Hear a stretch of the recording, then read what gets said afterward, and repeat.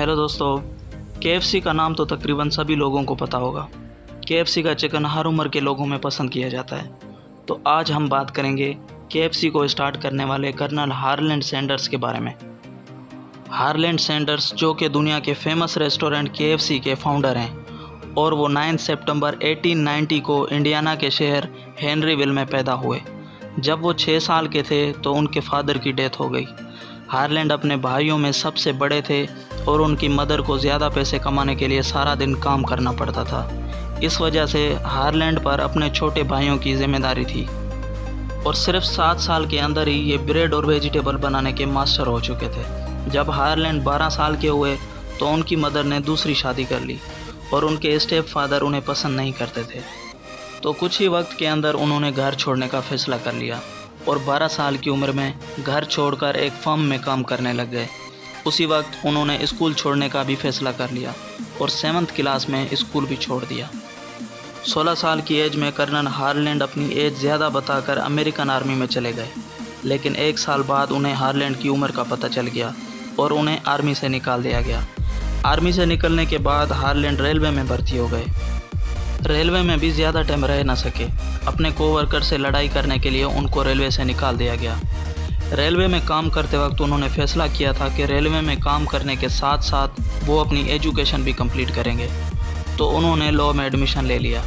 लेकिन वहाँ भी एग्जामिनर के साथ लड़ाई करने की वजह से उनके एग्ज़ाम्स पर पाबंदी लगा दी गई। हर जगह से निकाले जाने के बाद सैंडर्स अपनी मदर के घर शिफ्ट हो गए और वहाँ उन्होंने एक लाइफ इंश्योरेंस एजेंट की जॉब ढूंढ ली, लेकिन वहाँ भी अपने सीनियर्स की बात ना मानने पर जॉब से निकाल दिया गया। उसके बाद 1920 में पैसों का अरेंज करके एक छोटी सी फेरी बोट की कंपनी खोल ली, लेकिन यहाँ भी उनका कुछ ना हो सका। ज़्यादा प्रॉफिट ना होने की वजह से वो कंपनी भी बेच दी। हार्लैंड की लाइफ में नाकामी के अलावा कुछ नहीं था। 34 ईयर की एज में हार्लैंड की मुलाकात Kentucky oil and gas company के जनरल मैनेजर से हुई। उसने हार्लैंड को एक गैस स्टेशन चलाने की ऑफ़र दी।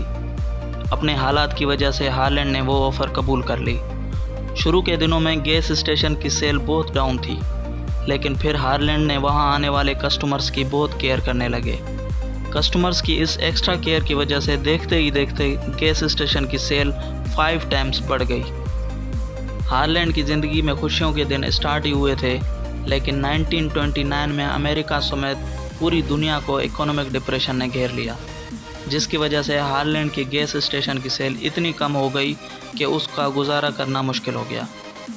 केंटकी ऑयल ने हार्लैंड से गैस स्टेशन वापस ले लिया और फिर हार्लैंड के पास कोई जॉब नहीं थी। 1930 में शेल ऑयल कंपनी ने हार्लैंड का एक्सपीरियंस देखा और फिर उन्होंने उसे गैस स्टेशन चलाने की ऑफ़र दी और उन्होंने एक्सेप्ट कर ली।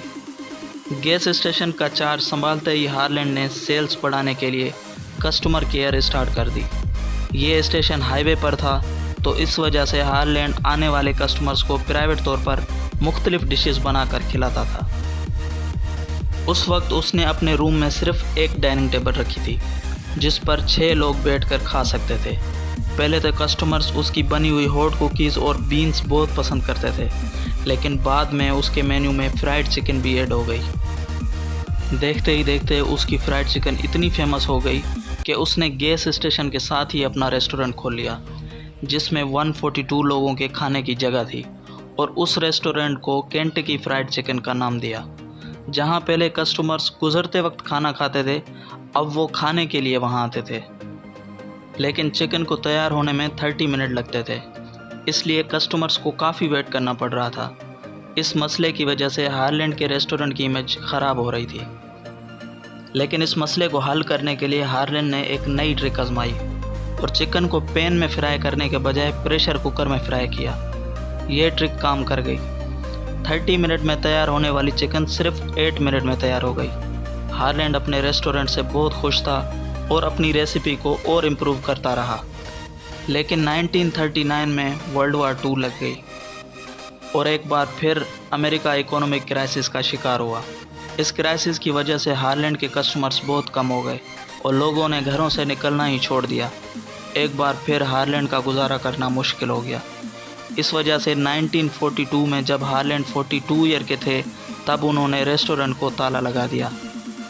1945 में जब वर्ल्ड वार II ख़त्म हुई तो हार्लैंड ने एक बार फिर रेस्टोरेंट खोलने का इरादा किया। क्योंकि अब वो इतना काम अकेले नहीं कर सकते थे और ना ही उनके पास रेस्टोरेंट खोलने के पैसे थे, इसलिए उन्होंने अपने दोस्त के साथ मिलकर केंटकी सिटी जॉर्ज टाउन के हाईवे पर एक बार फिर से रेस्टोरेंट खोला। हार्लैंड ने इस रेस्टोरेंट से इतनी तरक्की कर ली कि 1949 में केंटकी के गवर्नर ने उनको कर्नल के टाइटल से नवाजा। उसके बाद हार्लैंड को कर्नल हार्लैंड सैंडर्स कहा जाने लगा। जिस दोस्त के साथ रेस्टोरेंट खोला था उसके साथ बात नहीं बनी तो उसे पैसे देकर रेस्टोरेंट अपने नाम कर लिया। एक दिन कर्नल हार्लैंड को एक रियल एस्टेट एजेंट की कॉल आई और रेस्टोरेंट बेचने की ऑफ़र दी।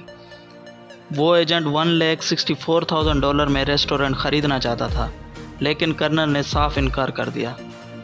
6 मंथ्स के बाद गवर्नमेंट ने एक न्यू हाईवे प्रोजेक्ट को लॉन्च किया, जिसकी वजह से सारी ट्रैफिक दूसरी साइड चली गई और उनकी सेल 90% ख़त्म हो गई। जो एजेंट रेस्टोरेंट के $1,60,000 दे रहा था, अब वो $80,000 भी देने को तैयार नहीं था। आखिरकार 75,000 में हार्लैंड ने वो रेस्टोरेंट बेच दिया। कुछ टाइम के बाद कर्नल को आइडिया आया कि क्यों ना अपनी फ्राइड चिकन रेसिपी को फ्रेंचाइज किया जाए, जिसके लिए उन्होंने अपनी रेसिपी को केंटकी फ्राइड चिकन के नाम से रजिस्टर करवाया। वो अपनी कार में चिकन और कुकर के साथ अमेरिका में डिफरेंट रेस्टोरेंट विज़िट करते और वहाँ उनको अपनी चिकन पका कर खिलाते। अगर रेस्टोरेंट के मालिक को उनकी चिकन पसंद आती तो वो उनसे राइट्स खरीद लेता था। हर एक चिकन पर हार्लैंड को 4% दिए जाते थे।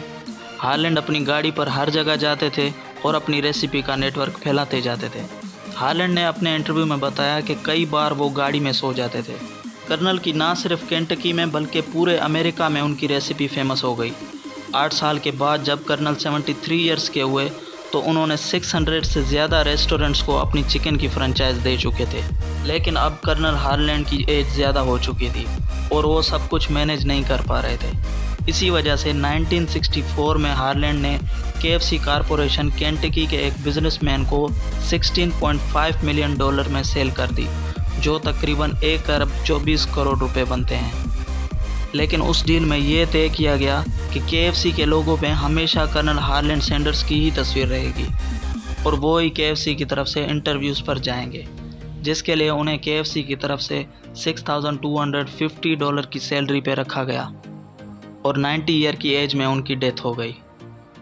केंटकी स्टेट ने 4 दिन तक उनके मरने के गम में केंटकी स्टेट की बिल्डिंग पर अमेरिकन फ्लैग को नीचे कर दिया गया। अगर वीडियो पसंद आई तो लाइक, शेयर, सब्सक्राइब करें और बेल आइकन को प्रेस करें।